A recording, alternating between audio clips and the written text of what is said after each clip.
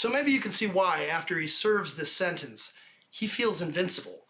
And it seems like most of the billionaires he corresponds with after this agree. Because you definitely get the sense from these emails between him and Peter Thiel, Elon Musk, Larry Summers, Bill Gates, Ehud Barak, Woody Allen, Steve Bannon, Sultan Ahmed bin Salayem, Noam Chomsky, that everybody knew, if not everything, something. It's at this time, after he gets out in 2011, that Ghislaine starts her own company, the Terra Mar Project, an environmental nonprofit organization. She's invited to speak to the UN twice as an environmentalist. Even though she'd been given immunity from prosecution in Epstein's sweetheart deal, this keeps her busy and is seemingly a way to incubate her from any heat on Jeffrey. Not that there was much heat with Pam Bondi's term as Attorney General of Florida, also starting in 2011, as she upheld and went beyond the dubious language of this non-prosecution agreement given to him, bringing no new criminal charges in Florida and forcing more of his victims to file civil suits. Here he gets heavy into crypto, which is just coincidentally a perfect tool for committing crimes like trafficking.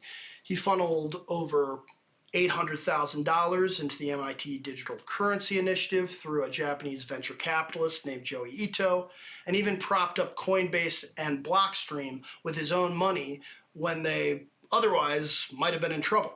He gets very involved with former Israeli Prime Minister Ehud Barak here. Remember, he might have studied to be a spy under him.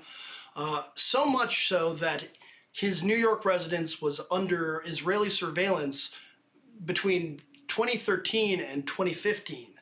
He discussed Peter Thiel and Palantir with Barak, which would eventually provide AI-driven targeting and surveillance to the Israeli war effort in Gaza that were used to commit war crimes like the Where's Daddy program that would track and bomb enemy combatants after they return home so they could also target their family.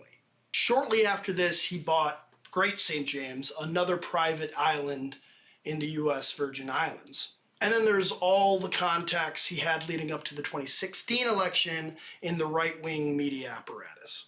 Epstein met with the founder of 4chan, Christopher Moot Poole, in October of 2011, around the same time that Poole created the poll board on 4chan, which, along with its successors on 8chan, would spark and foster several evolving right-wing harassment campaigns and conspiracy movements such as Gamergate, Pizzagate, QAnon.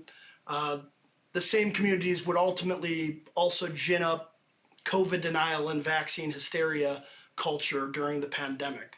Although Poole denies discussing any conspiratorial subject matter with Epstein during this meeting, first off, of course he does, and second off, most all contributors to 4chan and 8chan are anonymous, making the platform an easy, useful idiot for any disruption or psychological operation. Could Epstein have seen the site's potential for propaganda back then, influenced its construction, or used it for those purposes after the fact?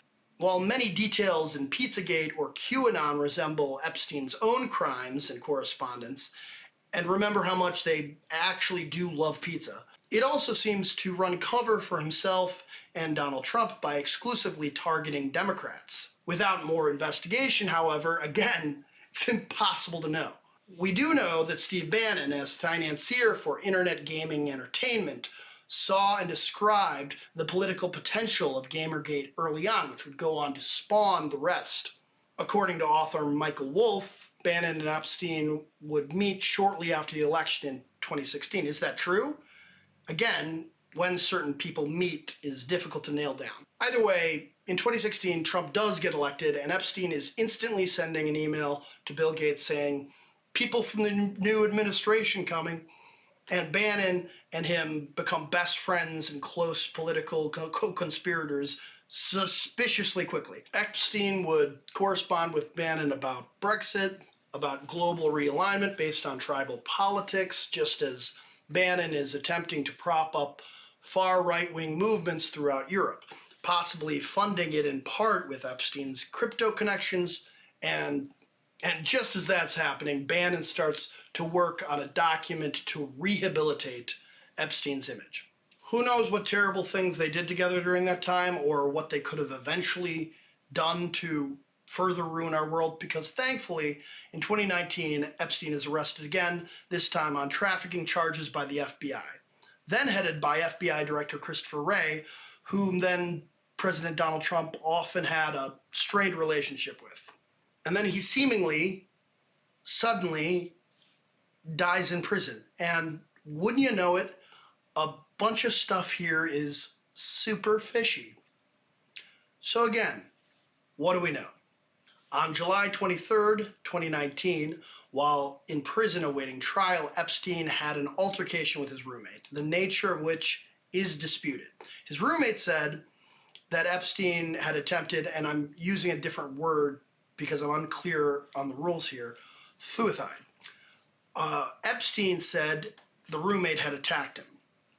Either way, the two were separated and he was placed on suicide watch, which ended 6 days later on July 29th when he was moved to the special housing unit. So while Epstein was not on suicide watch when he died, some people get this wrong, procedure required him to have a new roommate, which the SHU failed to do, and he was supposed to be checked in on every 30 minutes. At 10:39 p.m. on Friday, August 9th, around his last known check-in, this blurry orange figure appeared in the only working camera, and it looked to analysts and those who worked there like the inmates' outfits, except they were all in lockdown. This was originally cut out of the released file, so coincidentally, this information drip also looks like an intentional cover-up, whether it is or isn't. Several cameras, including one at a better angle, weren't working. After 10:40 p.m., it was later found that the special housing unit had falsified count slips indicating they had performed the 30-minute check-ins when they hadn't. They discovered his body and activated the alarm at 6:33 a.m. the next day, Saturday, August 10th, 2019. It was discovered that 2 jail guards assigned to him had fallen asleep for most of their shift. Guards then removed his body and tainted the crime scene, which, as it turns out, was just fine because the feds didn't fingerprint or get any DNA from the cell anyway. And take a look at his cell. It's like he was assigned to do everyone's laundry that night. The autopsy ruled that it was a suicide, but then Dr. Michael Baden, a forensic pathologist hired by Epstein's brother to attend the autopsy, said the wounds were more indicative of a violent struggle. Dr. Baden had once served as chief medical examiner of New York. And keep in mind that this is Epstein's brother who, in the file, said he thought Donald Trump authorized the hit. No wonder. Ghislaine and a former Trump attorney, David Schoen, who Epstein hired on this case, also stated that they don't think it was suicide. Schoen argues he had just hired him. He was eager to mount his defense and was animated and energized only to take his life 9 days later. The Miami Herald also just reported that an inmate told the FBI that he heard 2 guards talking about covering up Epstein's death. One of those guards will soon be testifying before Congress. And it would have been after this that Trump's first DOJ asked New Mexico officials to halt an early probe into Zorro Ranch, took all their information, and essentially shut the investigation down. That was in 2019, so for the last 7 years, evidence could have been removed from that site. Ghislaine was arrested after a manhunt in New Hampshire a year later. So, looking at all of this, ironically, the biggest takeaway is that there is a ton yet to be investigated.